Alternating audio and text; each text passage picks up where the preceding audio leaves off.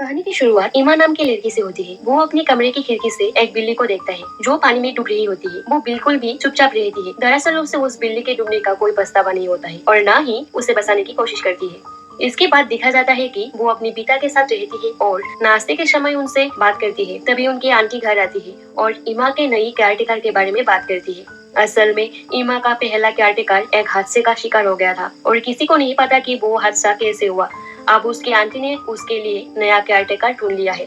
जब वो बात कर रहे होते हैं तब ईमा उन्हें मरी हुई बिल्ली के बारे में बताती है। फिर दिखा जाता है कि उसका पिता उस मरी हुई बिल्ली को तालाब से बाहर निकाल रहा है। ईमा के चेहरे पर जरा भी दुख नहीं होता। अगर वो चाहती तो उस बिल्ली को बचा सकती थी। उसका पिता नई केयरटेकर का इंटरव्यू लेता है और उसके व्यवहार देखकर उसे नौकरी पर रख लेता है।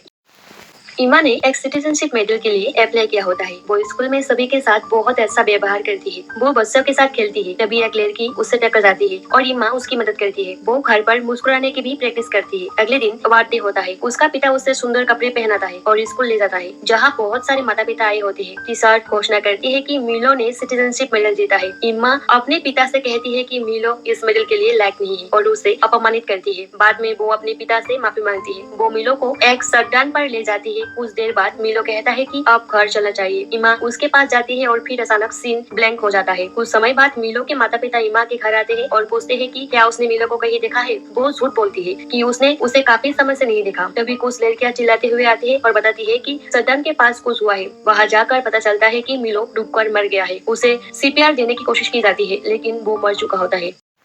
अगले दिन ईमा का पिता उससे पूछता है कि उसे अपने दोस्त की मौत का कैसा लग रहा है, लेकिन उसे कोई दुख नहीं होता। उसी दिन नया केयरटेकर भी घर आ जाता है। रात में ईमा देखती है कि केयरटेकर उसके पिता की दवाइयों को देख रही है। उसे लगता है कि वो उन्हें चुराना चाहती है। वो उसे ब्लैकमेल करती है कि अगर उसने उसकी बात नहीं मानी तो वो सब बता देगी। केयरटेकर गुस्सा होती है लेकिन मान जाती है। अगले दिन मिलो का अंतिम संस्कार होता है। सभी रो रहे होते हैं लेकिन ईमा सिर्फ दिखावा करती है कि उसे दुख है। मिलो के माता पिता बताते हैं कि उसका मेडल भी खो गया है। ईमा का पिता चिंतित हो जाती है। जब वो ईमा के कमरे में जाता है तो उसे मिलो का मेडल मिल जाता है। उसे शौक होने लगता है। उसे कुछ फोटो भी मिलते हैं जिनमें ईमा मिलो को घूर रही होती है।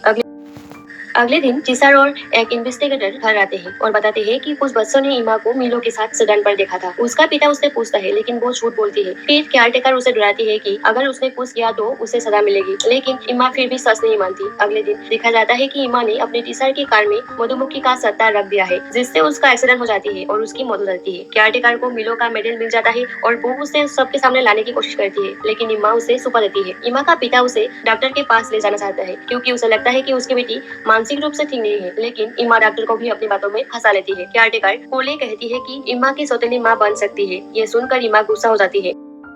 रात में ईमा क्लोई को एक कमरे में बंद करके आग लगा देती है जिससे क्लोई की मौत हो जाती है। इसके बाद ईमा का पिता उससे सच्चाई पूछता है और ईमा मान लेती है कि उसने मिलो को भी धक्का दिया, पुराने केयरटेकर को भी सीढ़ियों से गिराया और क्लोई को आग में मार दिया। उसका पिता बहुत डर जाता है और उसे बचाने के लिए एक दूर के घर में ले जाते हैं। वहाँ ईमा अपने पिता को भी मारने की कोशिश करती है। गैस छोड़ते हैं लेकिन वो बच जाता है। फिर वो ईमा को नशीली चॉकलेट देकर सुलाने की कोशिश करती है लेकिन ईमा चालाकी से चॉकलेट बदल देती है। ईमा अपने पिता को गोली मारने की कोशिश करती है लेकिन वो बच जाता है। फिर ईमा पुलिस को कॉल करके झूठ बोलती है कि उसका पिता उसे मारना चाहते हैं। गार्ड भी आ जाते हैं और ऐसा स्थिति देखकर ईमा का पिता खुद को गोली मार लेते हैं। अंत में ईमा की आंटी आती है और उसे अपने साथ ले जाती है। वो कहती है कि उसके पिता मानसिक रूप से बीमार है और झूठ बोलती है कि ईमा ने सबको मारा है। आंटी ईमा पर विश्वास करते हैं और यही फिल्म की खत्म होती है। तो दोस्तों ये थी द बेस्ट फिल्म की कहानी। आप लोगों को कैसे लगी? अगर अच्छी लगी हो तो एक लाइक जरूर करना और चैनल को सब्सक्राइब भी कर लेना। फिर से मिलेंगे ऐसे ही नई नई कहानी के साथ।